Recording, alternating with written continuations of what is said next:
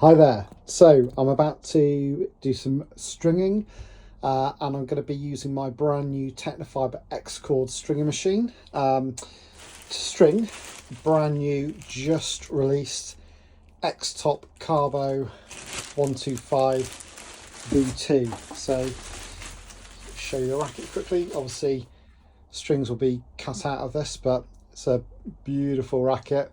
This is used by Mohammed Al Shabagi, plus some other pros as well. But it's just a really nice racket for those who are looking for really good head speed when they swing through the shots. This is the racket. It's answered a few questions from I think the last version as well. Just creating a little bit more head speed. Balance is absolutely perfect on these rackets, much more similar to some of the older Tecnifibre Carboflex rackets, such as the black and the yellow Bazatec ones, even the X Speeds and the air shafts. It's just got that balance that everybody is going to get on really well with. This one's going to be strung up in 305, 1.20. Might be for a fairly famous squash player, but I'll leave you to guess who that is. And this is the new X-Cord string machine. So let's just, before I turn it on and do close-ups, start stringing. Here we go, there's a little startup procedure. Just lets the tension head go. Does a few diagnostic checks. All good. You can alter the speed of how you string.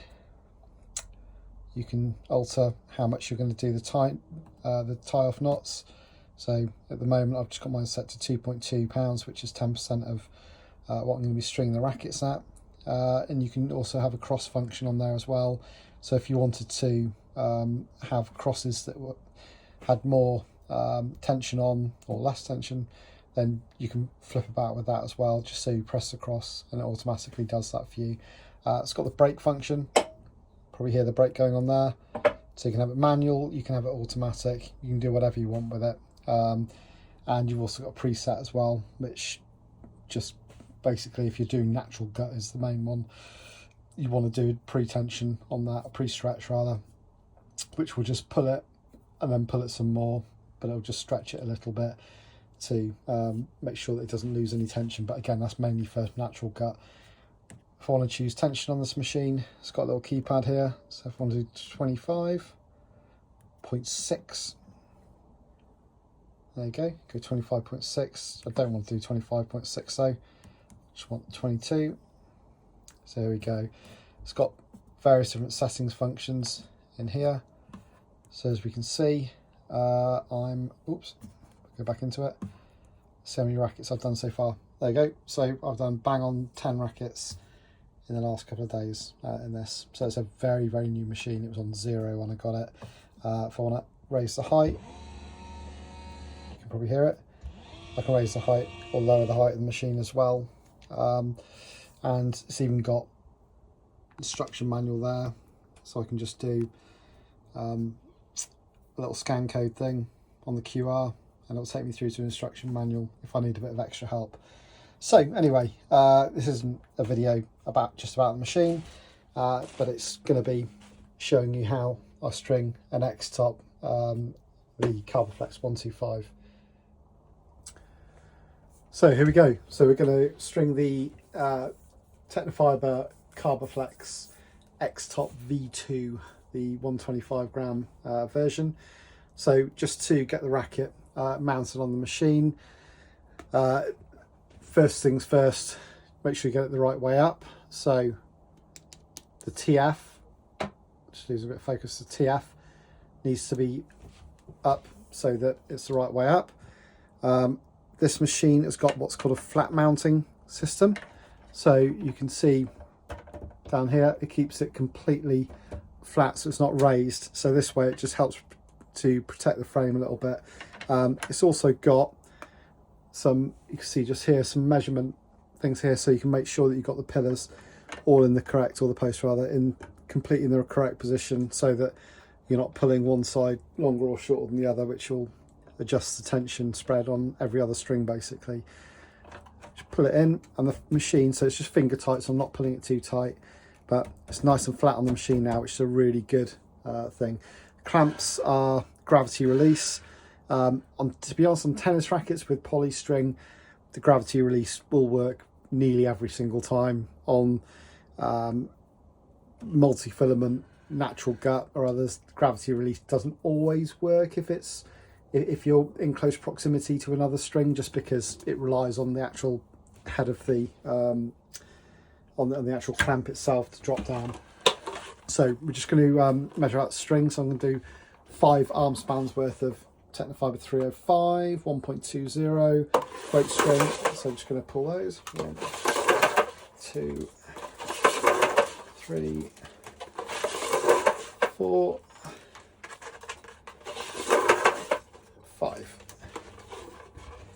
So I've got fairly long arms, so I'm 6 foot plus, and I've got pretty freakishly long arms. So on the off chance that you're a little bit shorter, then just compensate with the string, maybe give yourself a little bit more, maybe 5 1/4 lengths.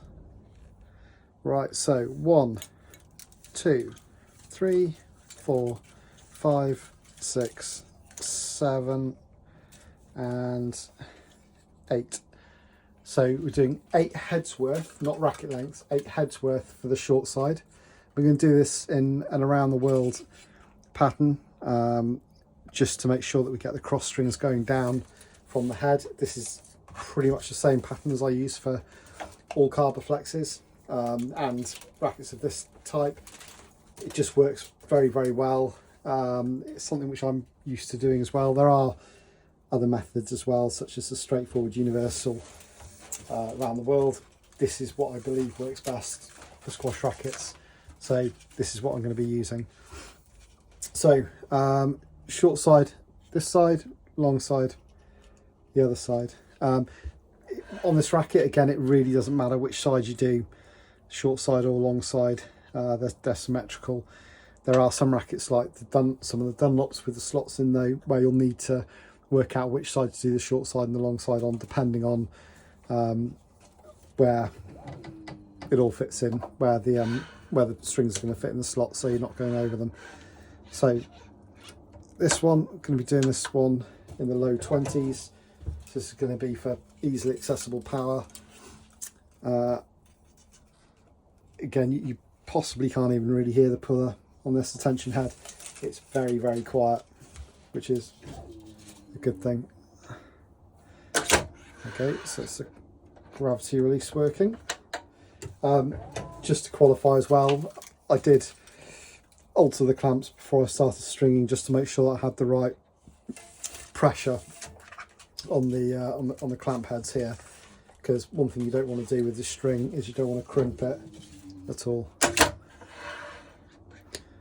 So generally speaking, on the main strings, normally the gravity release will work really, really well, just because you haven't really got too many other strings getting in the way. But if you are clamping fairly close to the frame, sometimes the clamp will, such as there, will stick on the frame a little bit. That is really common with pretty much most gravity release clamps.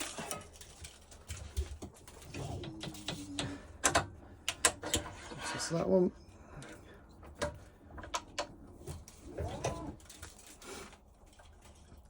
Again, what we're going to be doing is we're doing two on the short side, 4 on the long side, then we're going to do 4 more on the short side, so we're always 2 ahead. Some people will do 3 ahead. My preference is to go 2 ahead on each side, just because I think it just spreads out the tension a bit better, rather than confining it to 3 ahead. Little tip here, get the end, especially on the long side. The short side doesn't matter. Long side there's a lot more string. Just pop that in one of the holes you're not using whilst you're doing the other side, for the very, very simple reason that means you're not going to lose that bit of string. It's a lot quicker to pick it back up afterwards. not so important on the short side, just because there's not quite as much string. It's not quite as difficult to find it. So I'm not sure if it comes across on the video, but the rails on here are ridiculously smooth. Like, I've got, I think the floor in my office here, it's ever so slanted, it's ever so slightly slanted. When I haven't got the rails clamped, they actually slide downhill. You wouldn't even know it if you tried to even measure it. You wouldn't even know that there was a slant on the floor, but by the looks of it, there is. Right, so we're just going to pan our pad. Just going to quickly get this clamped off here. Another thing as well, I do actually have a foot release pedal as well for this, which there you go. Did you see that clamp going down? So I do actually have a foot release pedal for this as well, for the tension head. I'll show you now. I'll just magically let the string come out. It's not really something which I think I'll be using. I had a little go on it earlier. Nice to have, but ultimately I don't think it's going to be something which I use a great deal, because hands are a bit closer to here. There you go. Just use the foot release there. Okay, so now we're going to start the crosses. So all we've done is we've just skipped out the final main strings on either side here. So we've done six mains on this side, 6 on this side. Normally you'd have 7 on each side, or 14 mains in total on this. But we're only doing the ones up to the head. We're not doing the last ones just yet. We'll do those afterwards. So now you need to work out where you're going to start your crosses. So for the crosses, I'm going to skip the first cross, then it skips at one of the main grommets. Then I'm going to go to the second cross grommet down here. So we're skipping the first, going to the second cross, and just going to weave through as such.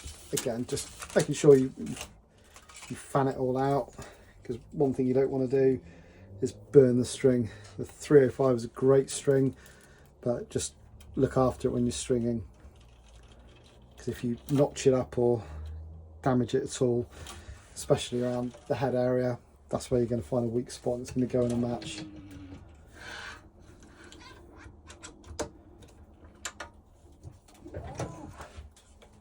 So I can unclamp that one now.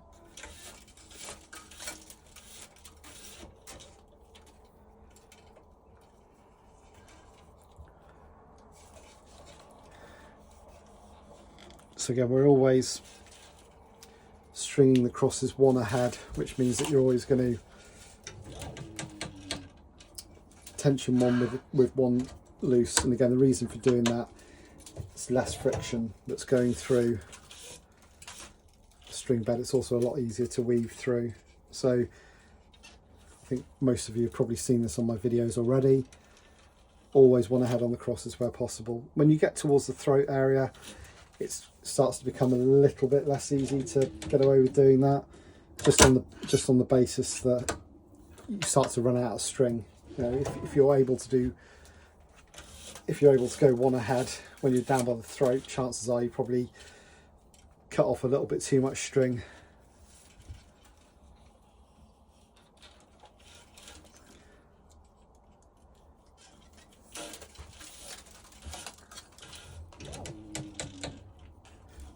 Again, you might also be noticing that I'm straightening these cross strings out as I'm going through. They won't be perfectly straight, they might be a bit wonky by the end, but I'll be adjusting that as and when is needed.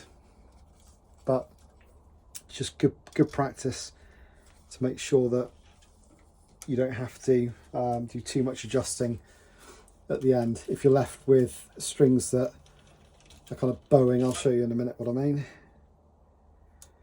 If you're left at the end with strings that are kind of like that, like a smiley face, that means you haven't pulled the right tension on the string. So it means that you, instead of pulling say £26 tension, means you'd have been pulling more like about 21, which isn't a great look because you're not pulling the tension that you've been requested to.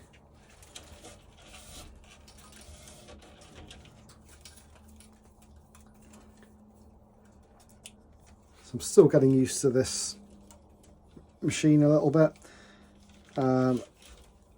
It's the first Tecnifibre machine I actually owned. My previous machine was a Wilson Bayardo, the L version, which was brilliant, absolutely fantastic machine. But the opportunity came up for me to have this sent to me by Tecnifibre, and first of all, you know, it's a fantastic machine. It's really, really good. Complements the X-Top rackets very well. So I just thought it was only fitting that with the amount of Tecnifibre rackets I string for their players, and also for the general public who love using Tecnifibre, just get a Tecnifibre machine.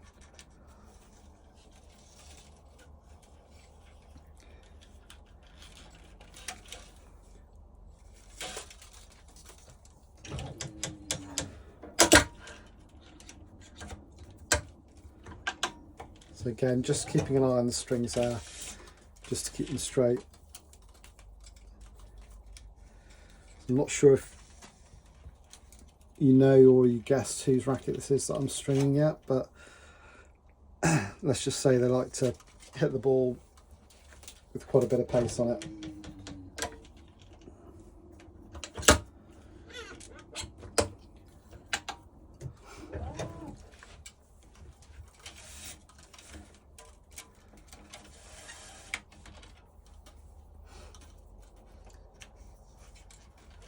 But yeah, I've been lucky enough to be prepping a few of these rackets up for some of the Tecnifibre Pros for the last couple of months or so. So I've had some early access to the X-Top rackets, some of the raw ones from the factory that I can then tweak a little bit to get them to the stage where you as the customer will then be using.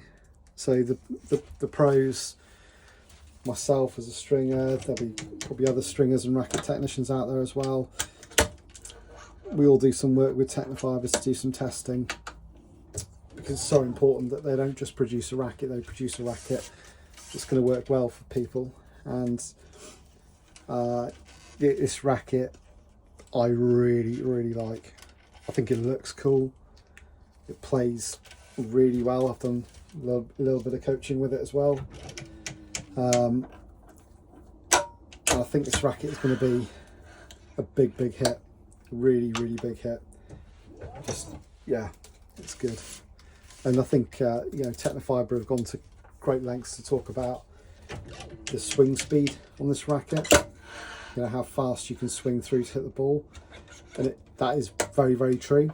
One thing that you do perhaps miss with a bit of swing speed is sometimes you miss a bit of swing weight or power, but I think some of the feedback from players with most brands is that sometimes they'd rather have that swing speed when they're playing rather than just pure out and out power, just because they're technically good enough to generate power, and most pros will look to volley as soon as they can. So having a racket which you can swing quickly and get on the ball from the tee, that's super important. That's really, really important. So I think anyone that buys this racket from Tecnifibre, I would normally go through Smash Sports in the UK, but you've got other fantastic retailers like PDH as well, who are, you know, big favourite in the squash community. PDH Sports.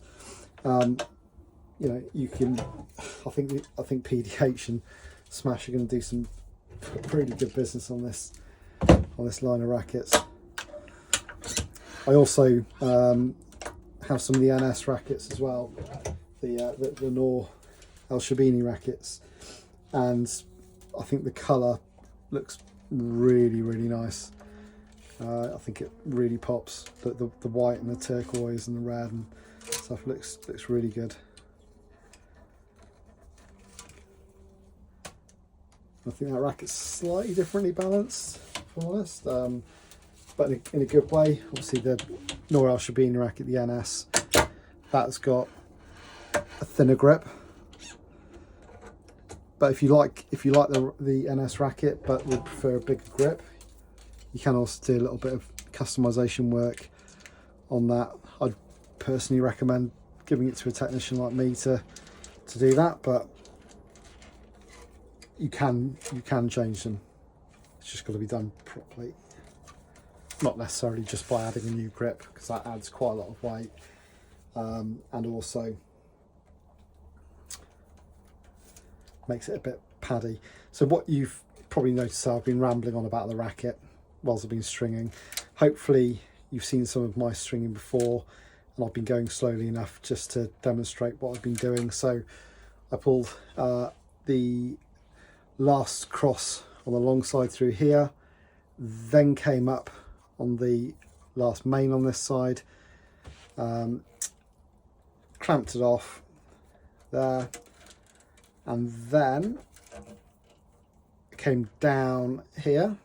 Again, you can just rewind the video if you want. Down here, clamp off, come through there, and that's going to finish off the last crosses on that's the short side string. But just rewind it and have a look at it if you need to. I'm trying to go fairly slowly on this one, just so that you've got time to just look at what I'm doing, rather than just listen to me talk about the racket.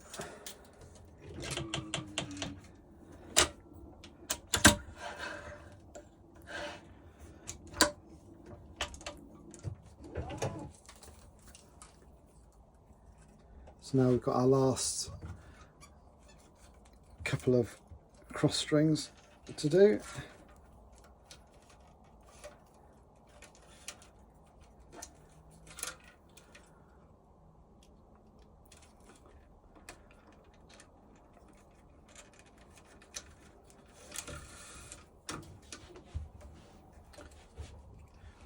So this is where I talk about having enough string to do one ahead at the throat. There probably isn't quite enough, which means that I've timed, or I've measured my string rather pretty well, because it means that there shouldn't be too much surplus at the end.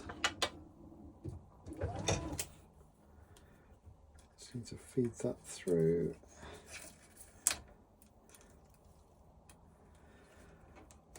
So if you buy a 200 meter reel of Tecnifibre 305 or any other squash string, trick is, if you can be fairly frugal with it and cut just the right amount off, by the time you got through that 200 meter reel of string, those little savings might equate to a whole other set of string, which is pretty good going. You know, that's an extra 20-25 pounds in your pocket if you're charging people to string, or an extra 15-20 quid you don't have to pay a stringer to put it in for you. So we're going to finish it off with a Parnell knot down here at the throat. Added a little bit of tension onto this last one when I pulled it, just to 10%, so it was an extra couple of pounds. You really don't have to. I think when you get closer to the throat, because it's a lot narrower, you don't necessarily have to do that. But for the purposes of best practice, let's say do it.